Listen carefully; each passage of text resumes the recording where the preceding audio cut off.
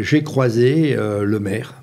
Et je lui ai dit, j'étais très content, mais un petit peu déçu parce que la ville d'Ashdod honore chaque année la communauté des originaires du Maroc avec la Mimouna, les originaires de Tunisie avec la Seouda Hitro. Il y a plus de 1000 personnes qui assistent. Ouais, bien sûr. La fête du SIG pour les Éthiopiens, les Russes, etc.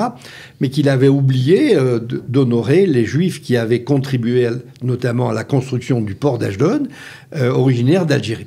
Et il m'a dit, c'est tout à fait ça, il faut absolument combler ce manque.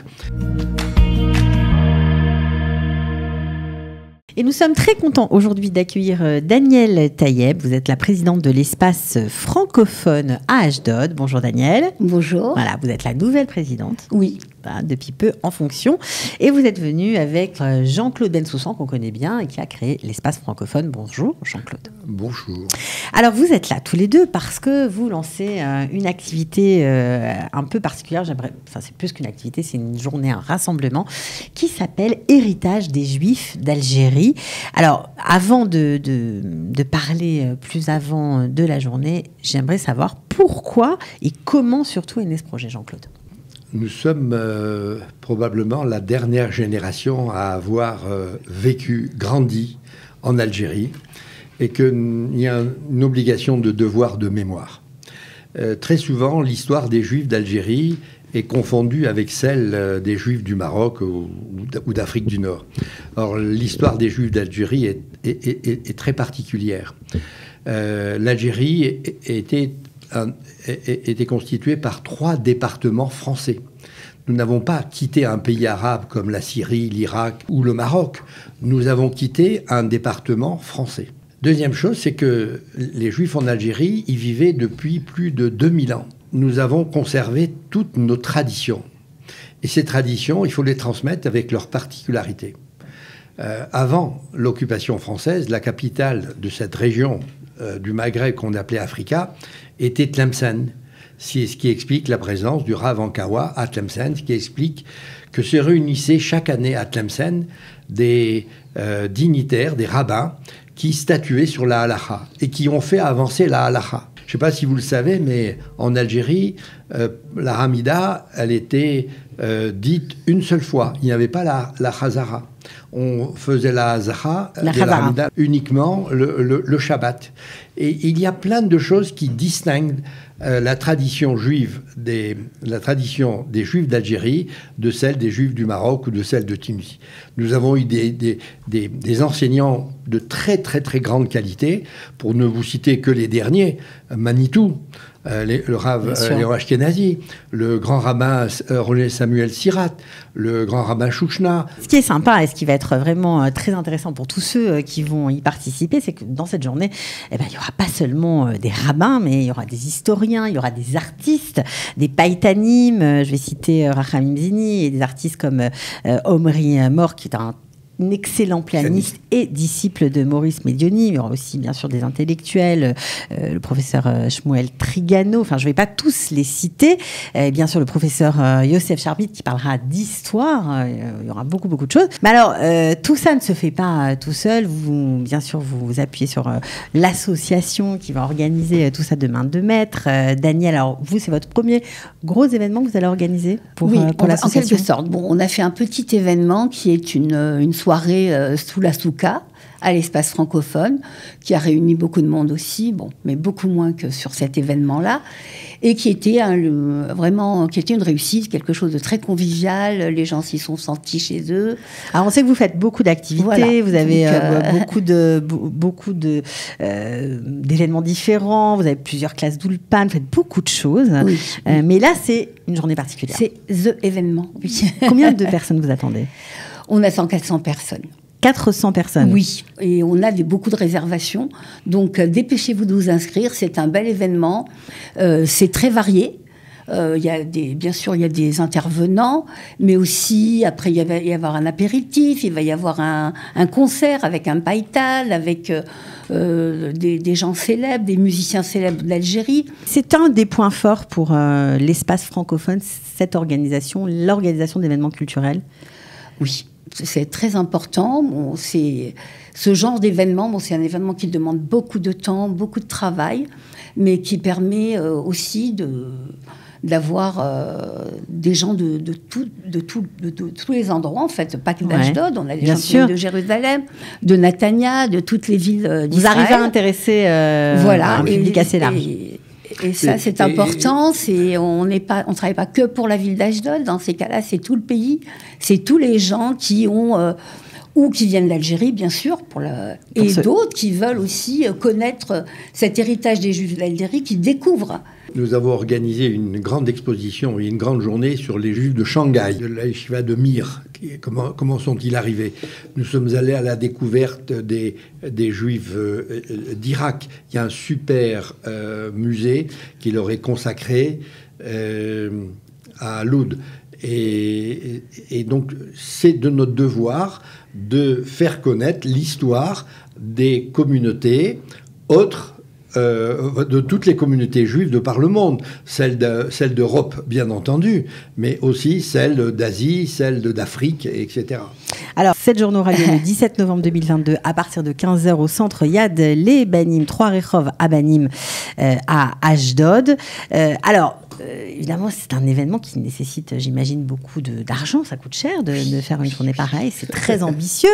On a vu que vous avez beaucoup de partenaires, parce que la mairie est partenaire notamment. Comment vous avez convaincu les instances officielles? Quelques jours avant Purim, j'ai croisé le maire. Et il m'a fait remarquer qu'après les accords d'Abraham, plusieurs formations musicales venaient du Maroc, et les formations musicales, l'orchestre andalou d'Ashdod en particulier, se rendaient très souvent à Casablanca, à Essaouira et ailleurs. Et je lui ai dit, j'étais très content, mais un petit peu déçu, parce que la ville d'Ashdod honore chaque année la communauté des originaires du Maroc avec la Mimouna, les originaires de Tunisie avec la Seouda Yitro. Il y a plus de 1000 personnes qui assistent. Ouais, bien sûr. La fête du SIG pour les Éthiopiens, les Russes, etc. Mais qu'il avait oublié d'honorer les Juifs qui avaient contribué notamment à la construction du port d'Ashdod, originaires d'Algérie. Et il m'a dit, c'est tout à fait ça, il faut absolument combler ce manque. Et donc, il m'a demandé de rencontrer la directrice générale de la mairie d'Ashdod, qui a très bien compris l'importance de cette journée. Le maire a exigé une seule chose, que cette journée soit répétitive et que chaque année, nous ayons un programme pour rappeler l'histoire, les traditions des Juifs d'Algérie. Et donc, nous avons conçu cette journée qui est financée en grande partie par la ville d'Ashdod, par des sponsors, par des sociétés, par des amis et aussi par Kalita. Bien entendu. Qu'on remercie. Voilà, que nous remercions. Merci beaucoup Marc et Ariel. Et aujourd'hui, nous pensons que nous allons intéresser beaucoup plus que 400 personnes, parce que je pense qu'il y aura des personnes qui viendront, mais je ne sais pas comment les accueillir. Bon, alors, ce qui va être aussi très émouvant pour toutes ces personnes qui vont se rendre à cette journée, qui vont participer à cet événement, c'est qu'il y aura une très très belle exposition photo, où là, pour le coup, il y aura des photos d'Alger, de Constantine, d'Oran, évidemment, des villes de Tiaret, puisque vous êtes originaire de Tiaret, j'imagine qu'on aura aussi des photos. Sur l'exposition, il y a plusieurs périodes. Il y a la période ottomane, avec les costumes, l'artisanat, comment vivaient les Juifs à cette période, avec des photos de rabbins très très célèbres qui datent des années 1400, 1500. Oui, c'est une plongée vraiment dans ce monde, dans cette Algérie, cette Algérie plus, en fait.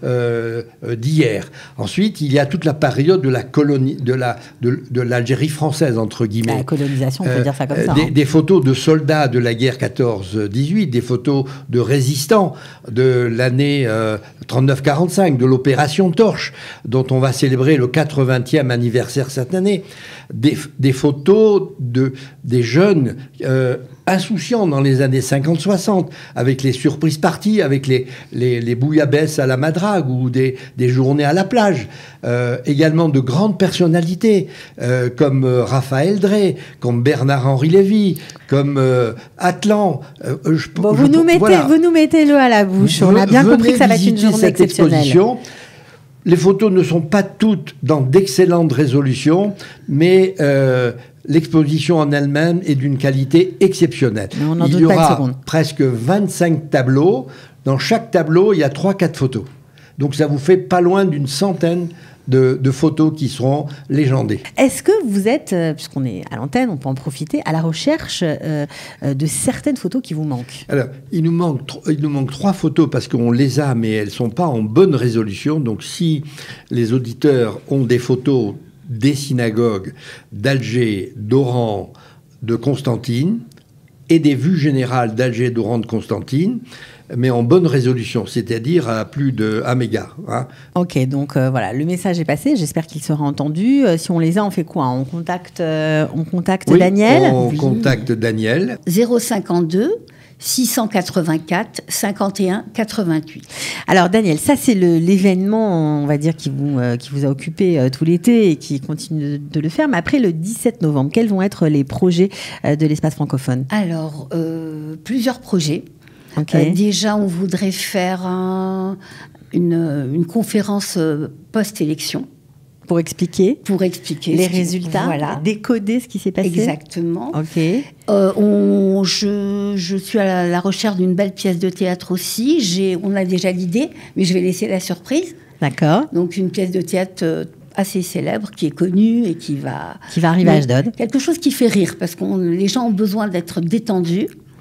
Du cinéma, bien sûr, des films actuels. On a aussi des randonnées. On va faire bientôt une randonnée à Zichron Yaakov. D'accord. Voilà. Et beaucoup d'autres projets qu'on est en train de mettre en place. Bon, évidemment, on va se quitter sur le rappel de cette journée Héritage des Juifs d'Algérie. Ça, c'est votre événement phare de l'année. Oui. Un très, très beau colloque, exposition de photos, apéritifs, concerts. Il y aura beaucoup, beaucoup de choses. Si vous aimez la musique de Maurice El Medioni, ne ratez pas cet événement. Il ne sera peut-être pas sur scène, mais il y aura son disciple. Exactement, qui est extraordinaire. Voilà, des super musiciens. Et puis on aura de la musique Malouf qui sera jouée par un groupe avec de David Renassia, qui nous jouera de la musique que tous les Constantinois vont apprécier. Je conseille à tous les gens qui sont du Maroc, de Tunisie, de venir. Mais même ceux qui sont d'Allemagne, ceux qui sont ashkénazes, de venir voir aussi. Et ashkénazes, bien sûr. Bien sûr, tout le monde est bienvenu. Ok, en tout cas, merci à vous d'être venus jusqu'à nous. Et puis, j'espère qu'il y aura foule. On mettra bien évidemment le lien pour s'inscrire et le téléphone. Voilà. Et nous, on vous remercie de nous avoir donné l'opportunité de venir présenter notre activité.